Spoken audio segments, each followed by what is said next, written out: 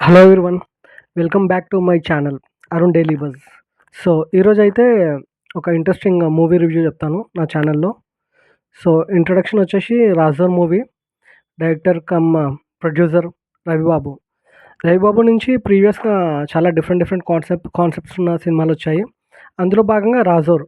Previous సినిమాలు example 'అవును' గాని, 'అనసూయ' మూవీ, ఇంకా 'నువ్విలా' ఇలా డిఫరెంట్ డిఫరెంట్ జోనర్ ఎలా ఉంటదో, ఇవన్నీ కాకుండా ఇది కొత్త జోనర్ ఇది.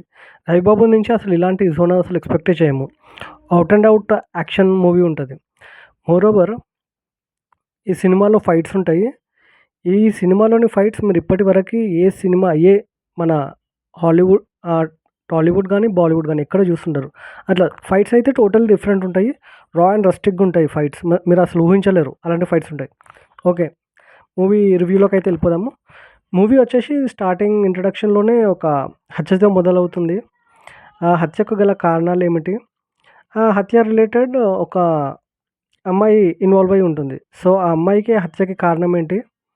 ఆ అమ్మాయిని రవిబాబు ఎందుకు కాపాడతారనేది రిమైనింగ్ స్టోరీ.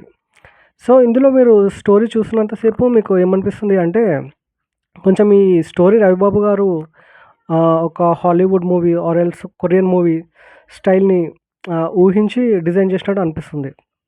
చిన్న చిన్న ట్విస్ట్‌లు కూడా ఉంటాయి మూవీలో. ఆ ట్విస్ట్‌లు నేను రివీల్ చేసే కన్నా మీరు చూస్తే ఇంకా బావుంటుంది. ఇంకా మెయిన్‌గా ఇందులో చెప్పుకోవాల్సింది రవిబాబు నటన. మీరు ఇప్పటివరకు రవిబాబుని ఒక కామెడీ క్యారెక్టర్‌లో చూసుంటారు గానీ, ఇందులో ఒక hero type elevation totally different ఉంటది. చాలా సీరియస్ మోడ్‌లో ఉంటారు. సినిమా అయితే ఓవరాల్‌గా చాలా ఇంట్రెస్టింగ్‌గా ఉంటుంది. ఇదైతే నేను డామ్ షూర్ చెప్పగలుగుతాను. అది కాకుండా నేను స్టార్టింగ్‌లో చెప్పినట్టు మీరు ఈ మూవీలో ఒక్కో ఫైట్ అసలు ఊహించరు. కొన్ని కొన్ని మంచి ఎలివేషన్స్ పడ్డాయి రవిబాబుకి. ఆయన డైరెక్షన్ కాబట్టి ఆయనకు హీరోలాగా రిప్రజెంట్ చేసుకోవడంలో చాలా మంచి ఎలివేషన్స్ ఇచ్చుకున్నారు ఫైట్ పరంగా. ఇంకోటి చిన్న మూవీ డ్రాబ్యాక్ వచ్చేసి మీరు చూస్తుంటే ఎంగేజ్ చాలా ఎక్సైట్‌మెంట్ అయితారు.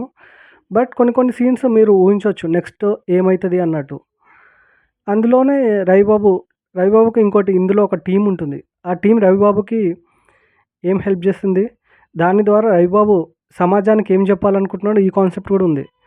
సో, అట్ లాస్ట్ ఒక జరిగిన హత్యని రవిబాబు ఛేదించాడా లేదా? అందులో అతను ఏ ఏ అడ్డంకులు ఎదుర్కొన్నాడు? మధ్యలో ఈ పాప ఇన్వాల్వ్‌మెంట్ ఉంది. ఏముంది? ఈ పాపకి ఆ హత్యకి ఏమైనా సంబంధం ఉందా? ఇదంతా మీరు మూవీ చూసి తెలుసుకుంటే బావుంటది.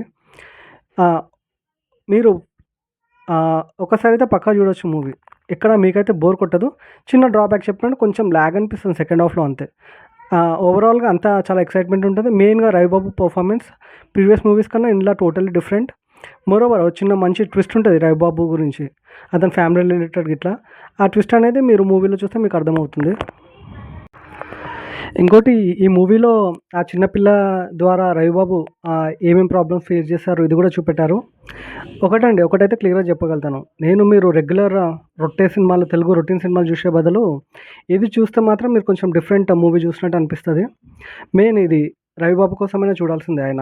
ఆయన డిఫరెంట్ అటెంప్ట్స్ ట్రై చేస్తారు కాబట్టి. మీరు చూస్తే కూడా అలాంటి ఆయనకి ఎంకరేజ్‌మెంట్ అనిపించి ఇంకా డిఫరెంట్ జోనర్‌లో మూవీస్ తీస్తారు. సో, నాకైతే ఇది ఔట్ అండ్ ఔట్ అనిపించింది మూవీ. మీరు కూడా చూస్తారనేసి అనుకున్నాను. ఎవరైనా 'రాజర్' మూవీ చూస్తుంటే కింద కామెంట్ చేయండి. ఇలాంటి ఇంట్రెస్టింగ్ అండ్ ట్రెండింగ్ అప్డేట్స్ కోసం please like and subscribe my channel. Thanks.